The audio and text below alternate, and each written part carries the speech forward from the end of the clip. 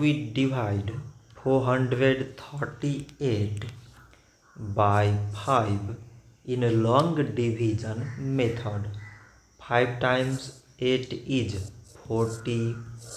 On subtracting, we get 3. So now we put down this 8 and it is 38.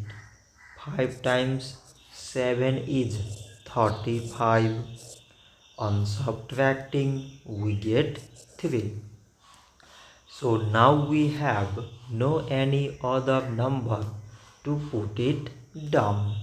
So we take here decimal, so that we take 0. So it is 30 and 5 times 6 is 30. On subtracting, we get 0.